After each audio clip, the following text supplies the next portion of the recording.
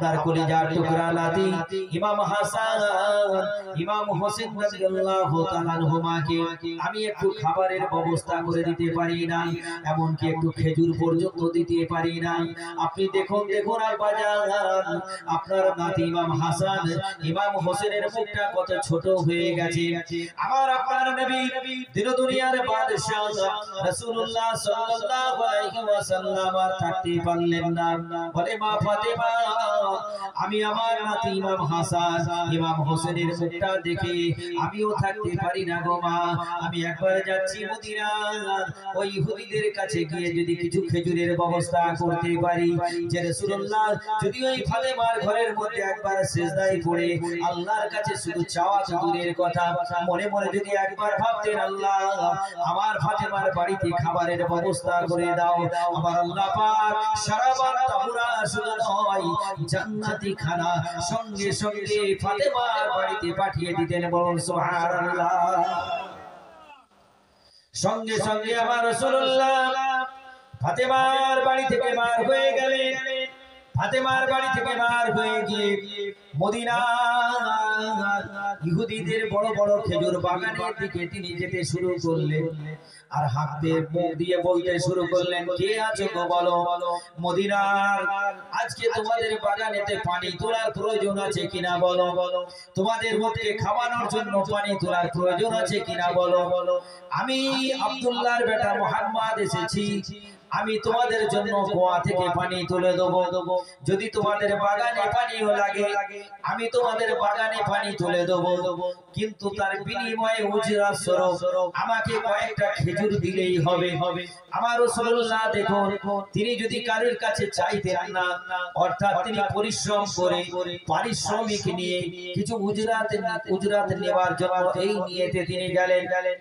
এক ইহুদি ওই সময় মনে মনে ভাবলো, আমি তো বেশ ভালো লোক পেয়েছি, যেই লোকটা মুহাম্মদ বিন আব্দুল্লাহ, এত কথা তার শুনেছি, এত নাম ডাক শুনেছি, আজকে এই লোকটাকে দিয়ে আমি যদি আমার বাগানের পানি তুলে নিই, এটা হয়তো ভালো কাজ হবে, বেশি উজরাত চাইবে না, বেশি পারিশ্রমিক চাইবে না।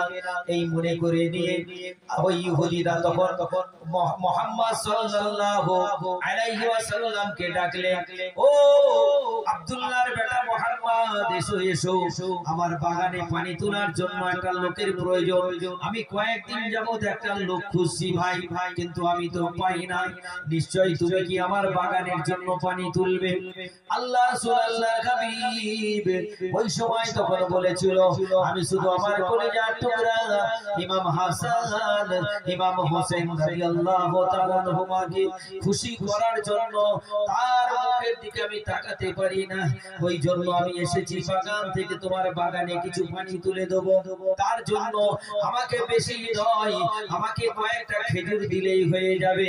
ওই ইহুদি তখন বলল, ভাই ও মুহাম্মদ, আব্দুল্লাহর বেটা মুহাম্মদ, শোনো শোনো, বেশি নয় 10 বালতি যদি তুমি আমার কুয়া থেকে পানি তুলে দাও, আমি তোমাকে প্রত্যেকটা বালতি অনুযায়ী তোমাকে 2টা করে খেজুর দেবো আমার বাগান থেকে। অর্থাৎ 10 বালতি পানি তুললে 20টা খেজুর আমি তোমাকে দেবো। আল্লাহ রাসূল আল্লাহর হাবিব মেনে নিলেন। তাই হবে ভাই, যাতে করে ইমাম হাসান ইমাম হোসেন রাদিয়াল্লাহু তাআলা আনহুমা যাতে খুশি হয়ে যায়। কিন্তু কুয়া মানে এই রকম নয় যে বালতিটা নামিয়ে দিলাম, পানি তুলে নিলাম, এত নিচে পানি, বালতির রশি তো ছেড়ে দেয় তো ছেড়েই দেয়, বালতি নিচেতে যায় তো নিচেতে চলে যায়। এইভাবে রাসূলুল্লাহকে যখন বালতি রশি দিয়ে দিল, আমার আপনার নবী দিন দুনিয়ার বাদশা নবী মুহাম্মদুর রাসূলুল্লাহ সাল্লাল্লাহু আলাইহি ওয়াসাল্লাম এক বালতি পানি যখন তুলতে লাগলেন, মুখটা লাল হয়ে গেল, হাতখানা লাল হয়ে গেল, নুরানি হাত, ওই হাতখানা দিয়ে তিনি ওই বালতি খানা থেকে পানি, কুয়া থেকে পানি খানা তুলে এক বালতি পানি তোলা হলো। এইভাবে 2 বালতি 3 বালতি করতে করতে যখন আপনারা 9 বালতি পানি তোলা হয়ে গেল, রাসূলুল্লাহর মনটা বড় খুশি হয়ে গেল। হায়রে, আমি যদি আর 1 বালতি পানি তুলে নিই, 10 বালতি পানি তুললে আমি 20টা খেজুর পাবো। ওই 20টা খেজুর নিয়ে গিয়ে আমি ফাতেমার বাড়িতে দেবো। আমি রাসূলুল্লাহ আমার ইমাম হাসান ইমাম হোসেন রাদিয়াল্লাহু তাআলা আনহুমা ওই খেজুরগুলো খেয়ে বড় তৃপ্তি পাবে, ওই খেজুরগুলোকে তার খিদেটা বন্ধ হয়ে যাবে এই মনে করে নিয়ে আমার আপনার নবী দিন দুনিয়ার বাদশা হাবিবুল্লাহকে 9 বালতি পানি তুলে নিয়ে 10 বালতি পানি যখন আপনার কুয়াতে যখন বালতিখানা ছেড়ে দেয়, হাতে রশিখানা আছে, বালতিখানা যখন নিচে খানা যেতে থাকে, বালতি যখন কুয়ার নিচে যেতে থাকে, এইভাবে যখন বালতি যখন পানিতে একবারে চলে যায়, ওই বালতি রশিটা আমার রাসূলুল্লাহ যখন আস্তে আস্তে হাতে করে তুলতে তুলতে যখন আপনার একবারে মুখ বরাবর এসে যায়, রাসূলুল্লাহ সেই সময় বালতিখানা তুলতে যায়, হঠাৎ করে হাতে রশিটা ছিঁড়ে যায়, রশিটা ছিঁড়ে গিয়ে ওই পানি ভরা বালতিটা কুয়ার নিচেতে টপ করে পড়ে যায়। রাসূলুল্লাহর মনটা বড় ছোট হয়ে যায়, হায় রে আমি 10 বালতি পানি তো তুলতে পারলাম না, ইহুদির কাছে গিয়ে আমি কি বলবো, ইহুদি যদি আমার উপরে রাগান্বিত হয়ে যায়। আল্লাহর নবী আল্লাহ রাসূল ওই সময় মনটাকে ছোট করে দিয়ে ইহুদির কাছে গিয়ে যে বলে, ভাই ইহুদি আমি আপনার কথা রাখতে ঠিকমতো পারি না, আজ দেখুন আমার হাতে এখনো পর্যন্ত রশিটা রয়ে গেছে, আমি যখন 10 নম্বর বালতির পানিটা যখন তুলতে যাই, ওই বালতির পানিটা আমি যখন তুলতে যাই একবারে মুখের কাছে এসে যাই, হঠাৎ করে বালতি রশি ছিঁড়ে গিয়ে ওই বালতিটার নিচেতে পড়ে যায়, আমি আপনার 10 বালতি পানি তুলতে পারি না। ভাই ইহুদি আমাকে 20টা খেজুর দিতে হবে না, আপনি আমাকে 9 বালতি পানির জন্য 18টা খেজুর আমাকে দেন। ওই ইহুদি এমন জালেম ছিলেন, এমন অত্যাচারী ব্যক্তি ছিলেন, বড় রাগান্বিত হয়ে গিয়ে সঙ্গে সঙ্গে ওই ইহুদি নিজের ডান হাত খানা দিয়ে আমার রাসূলের বাম গালেতে এমন একটা জোরেতে থাপ্পড় মারলো, যেই হাতের আঘাতেতে সঙ্গে সঙ্গে রাসূলুল্লাহর বাম গালেতে 5 আঙ্গুলের দাগ বসে গেল। আল্লাহ রাসূল আল্লাহর হাবিব সঙ্গে সঙ্গে ওই ইহুদির হাতটাকে ধরে নিলেন, ডান হাতটাকে ধরে নিয়ে কেমন আমার নবী ছিলেন, কেমন আমার রাসূলের রাসূল পাগল নবী ছিলেন, উম্মতে মুহাম্মাদের পাগল ছিলেন, ওই সময় আমার নবী আল আমিন কেমন ছিলেন, রাহমাতাল লিল আলামিন কেমন নবী ছিলেন। সঙ্গে সঙ্গে ইহুদির হাতখানা ধরে নিয়ে বলে, ভাই ও ইহুদি তোমার হাতে কোনো আঘাত লাগে না তো, তোমার হাতে কোনো লেগে যায় না তো, কারণ তুমি যে আমাকে আঘাত করলে আমার কোনো অসুবিধা নাই, আমার মনে হয় আমাকে আঘাত করার জন্য তোমার হাতে হয়তো আঘাত লেগে গেছে। আল্লাহ রাসূল আল্লাহর হাবিব বারবার বলতে থাকে, ওই সময় তখন ইহুদি বলেন আমার হাতে, ওই সময় ইহুদি আল্লাহ রাসূল বলেন, যদি তোমার এখনো মনে হয় আমার উপরে কোনো রাগ আছে বাবা, তুমি আমাকে, আমি আমার বস্ত্রখানা আমার কাপড়খানা আমি খুলে দিচ্ছি বাবা, তুমি আমার উপরে আঘাত করে তুমি তোমার রাগটাকে মিটিয়ে নাও, কিন্তু তুমি আমাকে 9টা বালতির জন্য তুমি 18টা খেজুর দাও, আমি ওই 18টা খেজুর নিয়ে গিয়ে আমি আমার কলিজার টুকরা ফাতেমা, আমি ইমাম হাসান ইমাম হোসেনের বাড়িতে দেব। আমার ইমাম হাসান ইমাম হোসেন রাদিয়াল্লাহু তাআলা আনহুমা ওই খেজুরগুলো খেয়ে বড় তৃপ্তি পাবে, বড় আনন্দ হবে, তারা খিদে কাতরাচ্ছে।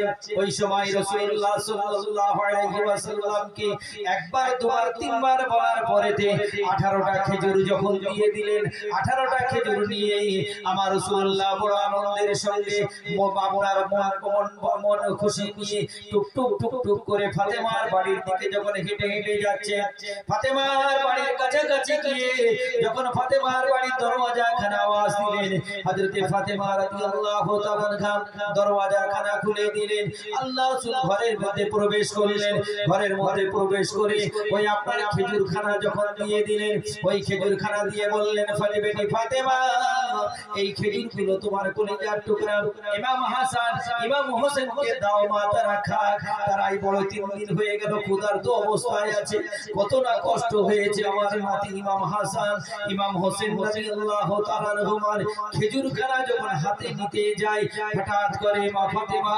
রাদিয়াল্লাহু তাআলা আনহার চোখটা পড়ে গেল আল্লাহ রাসূল আল্লাহর হাবিবের চেহারার দিকে, বাম গালেতে 5 আঙ্গুলের দাগ বসে আছে, খেজুর কোন সঙ্গে সঙ্গে জমিনে রেখে দেয়, মেঝেতে রেখে দিয়ে বলতে থাকেন, আব্বা জান আপনি যখন আমার বাড়িতে গেলেন আপনার চেহারাটা যেন নূরের মতো চমকাতে ছিল, আর আপনি এখন আসার পরে দেখি আপনার বাম গালেতে 5 আঙ্গুলের দাগ বসে আছে। কে আপনাকে আঘাত করেছে বলুন? যেই গালেতে একটা মাছি পর্যন্ত বসে না, যেই গালেতে একটা মশা মাছি পর্যন্ত বসার আঘাত করে না, আপনাকে কষ্ট দেয় না, আজকে আপনার গালেতে 5 আঙ্গুলের দাগ বসালো কে? আপনি বলুন। আপনার নুরানি চেহারার উপরে কে এত জোর আঘাত করেছে, যার কারণে আপনার গালেতে 5 আঙ্গুলের দাগ বসে গেছে? হযরতে ফাতেমা রাদিয়াল্লাহু তাআলা গা ঝরঝর করে কাঁদছে আর আব্বার কাছে কাকুতি মিনতি করছেন, আব্বা জান আপনি বলুন কে আপনাকে মেরেছে, এত জোর আঘাত কে করলো বলুন? ওই সময় আল্লাহ রাসূল আল্লাহর হাবিব বারবার খালি বলেন, ফাতেমা তুমি তোমার কলিজার টুকরা বাচ্চাকে, আমার নাতি ইমাম হাসান ইমাম হোসেন রাদিয়াল্লাহু তাআলা তোমাকে আগে খেজুরটা খাওয়াও, তারপরে আমি তোমাকে সব। ফাতেমা বলে, না আব্বা জান আমি আপনাকে বাচ্চা বেলা থেকে দেখেছি, আপনার শরীরের উপরে আমি কোনোদিন একটা মাছি বসতে দেখি না, আপনার নুরানি শরীরের উপরে কোনোদিন একটা মশা বসতে দেখি না, আর আজকে কার এত বড় হিম্মত যে আপনার গালেতে এইভাবে আঘাত করেছে? আপনি বলুন, না হলে আমি ফাতেমা এখনই আল্লাহর কাছে সিজদায় পড়ে আমি ওই ইহুদি সহ যারাই আপনাকে আঘাত করেছে আমি তাদের জন্য আল্লাহর কাছে বদদুয়া করব, আল্লাহ যেন এই মুহূর্তে আল্লাহ যেন তাদেরকে ধ্বংস করে দেয়। এই কথা বলছে আমার রাসূলুল্লাহ ছিলেন রাহমাতাল লিল আলামিন। সঙ্গে সঙ্গে রাসূলুল্লাহ বলেন, ফাতেমা তুমি বদদুয়া করো না, তুমি বদদুয়া করো না, আমাকে তোমার এই কলিজার টুকরা বাচ্চা ইমাম হাসান ইমাম হোসেনের মুখের দিকে তাকিয়ে দেখে আমি রাসূলুল্লাহ থাকতে পারি না। আমি বাজারে আমি ওই ইহুদির বাগানে গিয়েছিলাম খেজুরের আনার জন্য, আমি 10 বালতি খেজুরের কথা বলেছিলাম, এই 10 বালতি পানি তোলা তার জন্য 20টা খেজুর দেবে মা। আমি 10 বালতি পানি তুলতে যাই, 9 বালতি পানি তুলি, 10 নম্বর বালতি পানি তুলতে গিয়ে বালতি রশি ছিঁড়ে গিয়ে নিচে পড়ে যায়। ওই ইহুদি আমার গালে এইভাবে বলতে যাচ্ছে ইহুদির কথা শেষ হয়, সঙ্গে সঙ্গে দেখা যায় দরওয়াজায় যেন মা ফাতেমা কে জানে এসে নাড়া দেয়, জোরে বলুন না সুবহানাল্লাহ।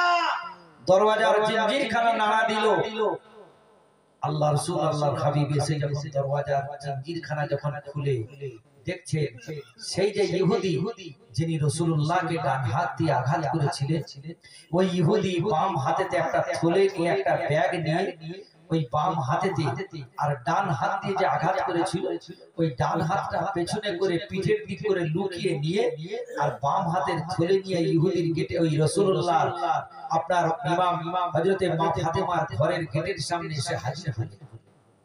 ফাতেমা ঘরের সামনে হাজির, রাসূলুল্লাহকে দেখেই বললেন, মুহাম্মদ বিন আব্দুল্লাহ, ও আব্দুল্লাহর বেটা মুহাম্মদ, আমি এসেছি আপনার কাছে, আমি ভুল করে ফেলেছি, বিয়াদবি করে ফেলেছি, আপনাকে আমি যে ডান হাত দিয়ে আঘাত করেছিলাম ওই ডান হাত দিয়ে আঘাত করার পর আপনার শরীরে জানি না কি এমন আল্লাহ পাক আপনার শরীরে রেখেছে, আপনার হাত শরীর গাল আর আমার এই ডান হাতে আঘাত করার পর থেকে নিয়ে আমার শরীরের মধ্যে এমন একটা কম্পন হতে থাকে যে কম্পনের জন্য আমি থাকতে পারি না। সেই সময় আমি আর না থাকতে পেরে আমি মনে মনে ভাবলাম যে আমি কার গায়ে আঘাত করলাম।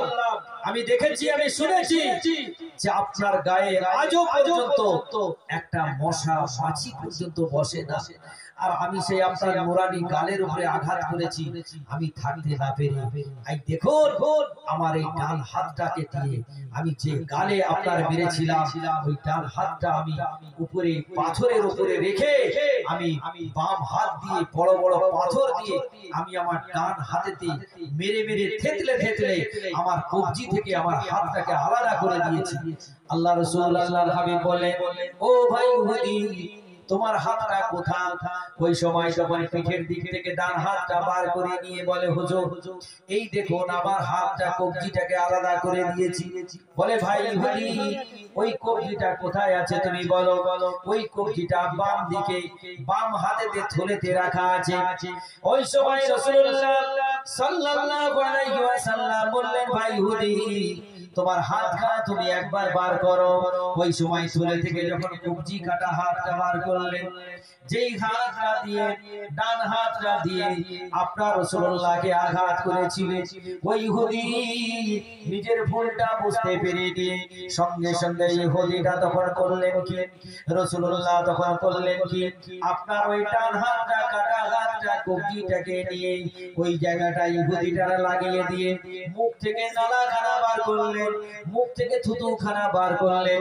ওই থুতুখানা বার করে নিয়ে ওই আপনার কাটা কবজিটার উপরে নিজের নালাখানা থুতুখানা বুলিয়ে দিয়ে আর সঙ্গে সঙ্গে ওই ইহুদিটার হাতটা আল্লাহ পাক জোড়া লাগিয়ে দিলেন। বলুন সুবহানাল্লাহ। অর্থাৎ ওই ইহুদির কাটা হাতটা সঙ্গে সঙ্গে জোড়া লেগে, অর্থাৎ পূর্বে ওই ইহুদি বললেন খোদার কসম মুহাম্মদ আমার এই হাতটা আগে যত না শক্তিশালী ছিল আপনার মুখের নালা লেগে গিয়ে আমার হাতটা তার থেকে আরো বেশি শক্তিশালী হয়ে গেছে। বলুন সুবহানাল্লাহ। হুজুর আপনি দেরি করবেন না, আপনার নুরানি হাতটা বাড়িয়ে দেন। আমি ভুল করেছি, অন্যায় করেছি, আপনার হাতটা বাড়িয়ে দিয়ে আমাকে মুসলমান করে দেন। কালেমা লা ইলাহা ইল্লাল্লাহু মুহাম্মাদুর রাসূলুল্লাহ জুড়ে বলেন না সুবহানাল্লাহ। দরিশে বলুন আল্লাহুম্মা সাল্লি আলা সাইয়্যিদিনা মুহাম্মদ ওয়া আলা আলি সাইয়্যিদিনা মাওলানা। তো যাই হোক সেই রাসূল কে বুঝতে পেরেছেন? আপনি আমি হলে কি করতাম? এক তো মেরেছে, আবার যদি সেই মানুষটা আবার আমার ঘরে দিয়ে আসতো, কোনোভাবেই হয়তো ভুল হয়েছে মাফ করতে, আগে তো কোনো কথা নাই, দিয়ে আগে ধুমধাড়াক্কাকে চালিয়ে যেত কথা নাকি গো। এখন তো আবার বিশেষ করে এই সময় তো আরো কথা বলা যাবে, মার তো দূরের কথা, খালি বলছে যদি তুই একবার আমার দিকে তাকাস তো চোখ তুলে নেব। এখন এমন একটা মানুষের অবস্থা বর্তমান সময়, কিন্তু রাসূলুল্লাহর চরিত্রটা কেমন ছিল? আমার মুহাম্মদ সাল্লাল্লাহু আলাইহি সাল্লাম ইসলাম প্রচার করেছিলেন, ইসলামের বাণী মানুষ শত শত মানুষ, হাজার হাজার মানুষ রাসূলুল্লাহর দিকে ইসলামের দিকে ধাবিত হয়েছিল, তরবারির আঘাতে নয়। এটা সবাই আমরা জানি। মুসলমান থেকে শুরু করে বিধর্মীয় পর্যন্ত মানতে বাধ্য যে মুহাম্মদ সাল্লাল্লাহু আলাইহি সাল্লামের চরিত্র আদর্শ দেখে বড় বড় তাবড় নেতারা পর্যন্ত তারা রাসূলুল্লাহর কদমে পড়ে তারা ইসলাম ধর্ম কবুল করেছে। আজকে আমরা কোথায় সে আদর্শ দিলাম? আমরা তো সব কিছু বিলিয়ে দিলাম। মুখে বলি আমরা রাসূলের উম্মত, মুখে বলি আমরা হযরত মুহাম্মদ সাল্লাল্লাহু আলাইহি সাল্লামের আদর্শ নিয়ে চলি, কিন্তু কাজে কিন্তু ন্যূনতম নেই। একটু যদি আপনার সঙ্গে আমার জন্য কোনোভাবে অন্য কেউ নয়, নিজের রক্তের সম্পর্কের ভাই হোক যেই হোক, যদি কোনোভাবে বিয়াদবি করে দিই, আমরা তার কিভাবে প্রতিশোধ নেব, কেমন ভাবে নেব, আমরা কিন্তু তার জন্য আগে সব কিছু ঠিকঠাক করি। নিজের ভাইকে কিভাবে মারতে হবে এটা আমরা করি না। তার মানে আপনার আমার তাহলে রাসূলের আদর্শ আর আপনার আমার চরিত্রের মধ্যে তো অনেক তফাৎ। কিন্তু আপনি যদি আমি ক্ষমা করি, আজকে রাসূলুল্লাহ তো পারতেন, তিনি যখন একটা আঘাত করেছিলেন সেই রাসূলুল্লাহ হাতটাকে ধরে নিলেন, বাবা তোমার হাতে আঘাত লাগেনি তো? চিন্তা করেছেন কেমন নবী ছিলেন? তোমার হাতে কষ্ট লাগেনি তো? সেই ইহুদির অন্তরের মধ্যে আল্লাহ পাক নূরের তাজাল্লি সৃষ্টি করে দিলেন। যাও ইহুদি, তুমি কার গায়ে আঘাত করেছো তুমি জানো? তিনি কে? আল্লাহ রাসূল শুধু বদদুয়া শুধু নয়, হাতটা মুখটা আসমানের দিকে তুলতেন, মনে মনে আমার আল্লাহ রাসূলের দোয়াকে কবুল করে নিতেন। জোরে বলুন না সুবহানাল্লাহ। সেই নবী ছিলেন আমার নবী, যেই নবী শুধু চাইতে দেরি, আল্লাহ পাকে দিতে দেরি। আমার আপনার নবী দুনিয়ার বাদশা রাসূলুল্লাহ সাল্লাল্লাহু আলাইহি সাল্লামের আদর্শ দেখে বড় বড় কাফেরেরা বড় বড় আপনার লিডারেরা রাসূলুল্লাহর আদর্শ দেখে তারা মুসলমান হয়ে গিয়েছিলেন। আজকে আপনার আমার যে আদর্শ, আজকে আপনার আমার যে চরিত্র দেখে মানুষ আশা তো দূরের কথা, বেধর্মীরা কেন আপনার ভাই আপনার আমার ভাই আমাকে দেখে তারা মুখ ফিরিয়ে নেয় কি, অর্থাৎ আমার ব্যবহার দেখে মানে অন্যান্য মানুষ তো দূরের কথা, আমার ঘরের লোকেরাই মুখ ফিরিয়ে নিচ্ছে। ওই তো মৌলানা ওখানে বড় বড় স্টেজে বক্তব্য রাখলে কি আর ঘরে দেখেছিস কি অবস্থা হচ্ছে, অর্থাৎ আমার নিজেরই ঠিক নাই। আর আমার তাহলে নিজের লোকেরাই আমার ঠিক যদি না থাকতে পারে, তাহলে পাশের লোক বা বেধর্মীরা আপনাকে আমাকে দেখে কিভাবে আকৃষ্ট হবে? আপনার আমার ভালোবাসা চরিত্র দেখে তবে না আপনার আমার পাশে সেই সমস্ত মানুষগুলো আসবে, আপনাকে মহব্বত করবে, ভালোবাসবে। আর আপনার আমার মহব্বত ভালোবাসা যদি একবার পেয়ে যায়, ওই সমস্ত মানুষগুলো আপনার কাছ থেকে আমার কাছ থেকে সরে যাবে না। সেই রাসূলের আদর্শ নিয়েই আজকে এই মিলাদের মাহফিল, সবরেসারির মাহফিল, দোয়া খায়রের মাহফিলে আপনি আমি এসেছি। আমার রাসূলুল্লাহ সাল্লাল্লাহু আলাইহি ওয়াসাল্লাম যে চার খলিফা আল্লাহ রাসূল আল্লাহর হাবিবের জামাই ছিলেন হযরত উসমান গনি রাদিয়াল্লাহু তাআলা আনহু, যাকে জিন্নুরাইন বলা হয়। সেই উসমান গনি রাদিয়াল্লাহু তাআলা আনহু আল্লাহ রাসূল আল্লাহর হাবিবের দুইটা মেয়েকে বিবাহ করার জন্য আল্লাহ রাসূল আল্লাহর হাবিব ওই উসমান গনি রাদিয়াল্লাহু তাআলা আনহুকে আল্লাহ পাক যে লাকাব দিয়েছিলেন সেটা হচ্ছে জিন্নুরাইন, অর্থাৎ দুই নূরের জ্যোতি। কাকে? উসমান গনি। বড় পয়সাওয়ালা, বড় দৌলতওয়ালা ছিলেন। ওই উসমান গনি রাদিয়াল্লাহু তাআলা আনহু মনে মনে একবার চিন্তা করলেন, আমি আমার বাড়িতে আমার রাসূলুল্লাহকে, আমার হাবিবকে, রাসূলুল্লাহকে আমার বাড়িতে নিয়ে আসবো, একদিন দাওয়াত করে খাওয়াবো। আপনাদের যেমন ইচ্ছা হয়, আপনারা যে যার মৌলভী সাহেব, পীর সাহেব, যে যাকে ভালোবাসে, মহব্বত করেন যাকে, তেনাকে আমার বাড়িতে নিয়ে আসবো, কিছু খাবারের ব্যবস্থা করব। এরকম তো হয়। তো হযরতে উসমান গনি রাদিয়াল্লাহু তাআলা আনহু বললেন, আমার আল্লাহ এত দৌলত দিয়েছেন, এত পয়সা দিয়েছেন, তো আমি উসমান গনি রাদিয়াল্লাহু তাআলা আনহু আমি যাব, আমি রাসূলুল্লাহকে দাওয়াত করব, কিছু সাহাবাদেরকে দাওয়াত করব। হযরত উসমান গনি রাদিয়াল্লাহু তাআলা আনহু আল্লাহ রাসূল আল্লাহর হাবিবের দরবারে চলে গেলেন। ইয়া রাসূলুল্লাহ, ইয়া হাবিবাল্লাহ, হুজুর আমি আপনার দরবারে এসেছি আপনাকে দাওয়াত করার জন্য। হুজুর আপনাকে আমি দাওয়াত করার জন্য এসেছি, আপনার সঙ্গে কিছু সাহাবাদেরকে আমি দাওয়াত করব। আমার বাড়িতে আপনাকে দাওয়াত না নিতে হবে। যেদিন তিনি দাওয়াত করার জন্য রাসূলুল্লাহর বাড়িতে এসেছিলেন, ওই দিন মনে মনে চিন্তা করেছিলেন, মনে মনে নিয়ত করে নিয়েছিলেন, আল্লাহ আমি আমার হাবিবকে, আমার রাসূলকে আমি দাওয়াত করার জন্য যাচ্ছি। আয় রব্বি আল্লাহ, আমি আপনার কাছে নিয়ত করে নিলাম, যেই দিনেতে আমার হাবিব, আমার রাসূল যেই দিনেতে আমার বাড়িতে আসবে, আমি উসমান গনি রাদিয়াল্লাহু তাআলা আনহু আমার নবী আমার হুজুরের হুজরা থেকে নিয়ে, আমার হুজুরের বাড়ি থেকে নিয়ে আমি উসমানের বাড়ি পর্যন্ত হুজুরের কদম মোবারকখানা, হুজুরের পা মোবারকখানা যতবার পড়বে, আমি উসমান গনি রাদিয়াল্লাহু তাআলা আনহু আমি ততগুলি গোলামকে আজাদ করে দেব। বলুন সুবহানাল্লাহ। মনে মনে নিয়ত করি। দেখেন, এই নয় যে আমি খাওয়াবো, লোক দেখবে, আমাকে ভালো বলবে, না, গোপনে নিয়ত করলেন আল্লাহর কাছে, আল্লাহ আমাকে আপনি এত দৌলত দিয়েছেন, আমাকে উসমান গনি করেছেন, এত পয়সাওয়ালা করেছেন, আল্লাহ এই পয়সা, এই দৌলত আমি আপনার রাস্তায় আমি বিলিয়ে দিতে চাই। তার জন্য কি না, আমার হাবিব, আপনার হাবিব আমার বাড়িতে আসবে, আমার নবী আমার বাড়িতে আসবে। হুজুরের বাড়ি থেকে আমার বাড়ি পর্যন্ত যতগুলো হুজুরের পা পড়বে, কদম পড়বে, আমি উসমান গনি রাদিয়াল্লাহু তাআলা আনহু আমি ওই কদমের বদৌলতে আমি ততগুলো গোলামকে আমি আজাদ করে দেব। বলুন সুবহানাল্লাহ। এই মনে করে তিনি দাওয়াত করলেন। হুজুর দাওয়াত কবুল করলেন। ঠিক আছে উসমান, যাও, আমি তোমার বাড়িতে অমুক তারিখে আমি ইনশাআল্লাহ ঠিক যাব। উসমান গনি রাদিয়াল্লাহু তাআলা আনহু চলে গেলেন, বাড়িতে চলে এলেন।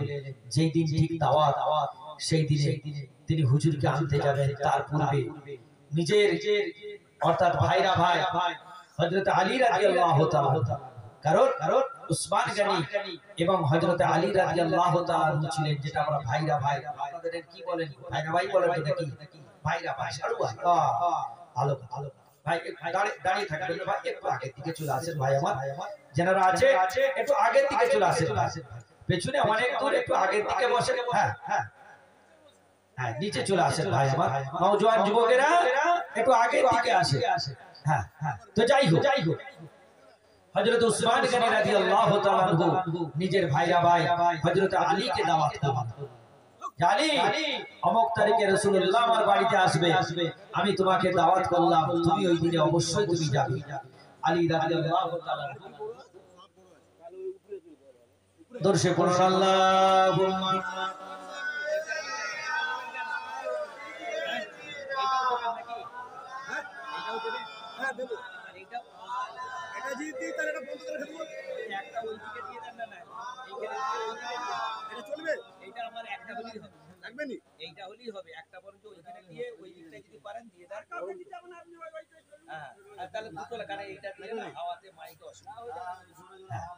যাই হোক এটা ঠিক আছে, এটা ভাই তো যাই হোক দাওয়াত করতে চলে গেলেন, দাওয়াত কবুল হয়ে গেল।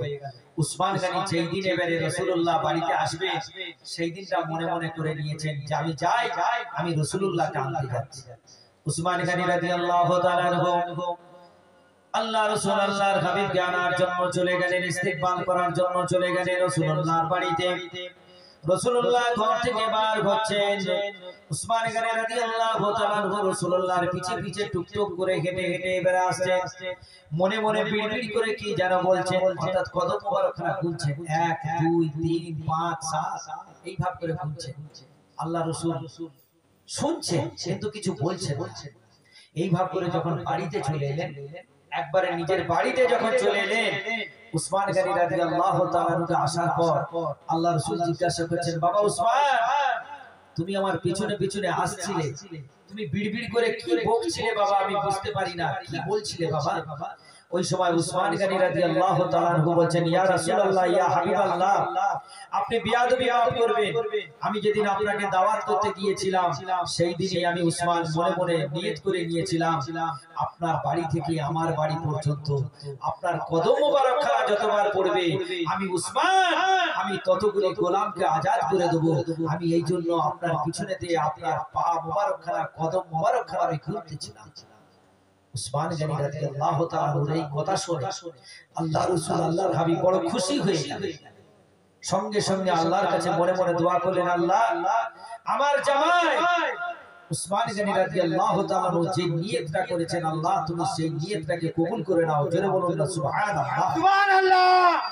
উসমান গনি রাদিয়াল্লাহু তাআলা বাড়িতে এসেছেন কে? ওরা ভাইরা ভাই হযরত আলী রাদিয়াল্লাহু তাআলা। আলী রাদিয়াল্লাহু তাআলা এসে যখন এই সংবাদটা শুনলেন, আলীর মনটা বড় ছোট হয়ে গেল। হায় রে, আমি গরিব মানুষ, আমি মিসকিন মানুষ, আমি তো রাসূলুল্লাহকে দাওয়াত করে খাওয়ানোর মতো আমার কোনো অর্থ নাই।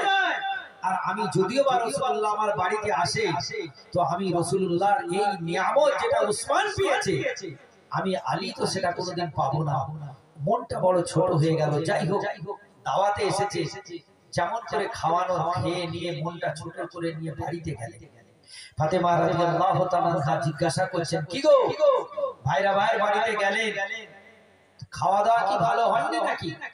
মনটা তো ছোট হয়ে গেল কেন? ওই সময় আলী রাদিয়াল্লাহু তাআলা বলেছিলেন, ফাতেমা আমি গরিব মানুষ, মিসকিন মানুষ, আল্লাহ হয়তো আমার মুখের দিকে তাকাবে না। কেন, কি এমন কথা হলো? আলী রাদিয়াল্লাহু তাআলা বলছেন, ফাতেমা শোনো, তোমার বোনাই অর্থাৎ আমার ভাইরা ভাই ভাই আগের দিকে চলে আসেন, ভাই বসে দাঁড়িয়ে থাকবেন। বাবা সোনার ছেলেরা এসো, নওজোয়ান যুবকেরা এসে সব বসে যাও। হ্যাঁ হ্যাঁ, তো যাই হোক একটু সামনের দিকে চলে আসো বাবা, নওজোয়ান যুবকেরা আমার একটু সামনের দিকে আসো, খুশি হব বাবা। তো যাই হোক ওই সময় হযরত উসমান আলী রাদিয়াল্লাহু তাআলা তখন বলছেন যে তোমার ভাইরা ভাই আজকে যে কাজটা করেছে আমি আলীর কপালে হয়তো সেটা কোনোদিন জুটবে না। হযরতে ফাতেমা রাদিয়াল্লাহু তাআলা বলেন, কি এমন কাজ করেছে? ওই সময় আলী রাদিয়াল্লাহু তাআলা বলেন, ও ফাতেমা তোমার বোনাই অর্থাৎ আমার ভাইরা ভাই হযরত আলী রাদিয়াল্লাহু তাআলা তিনি কাজটা করেছেন এটাই, তোমার আব্বা জানের বাড়ি থেকে হযরত ওসমানের বাড়ি পর্যন্ত তোমার আব্বা জানের কদম মোবারক খানা যতবার পড়েছে, তোমার আব্বা জানের কদম মোবারকের বদৌলতে ওসমান গনি রাদিয়াল্লাহু তাআলা ততগুলি গোলামকে আজাদ করে দিয়েছে। সুবহানাল্লাহ। তো আমি কি পারবো?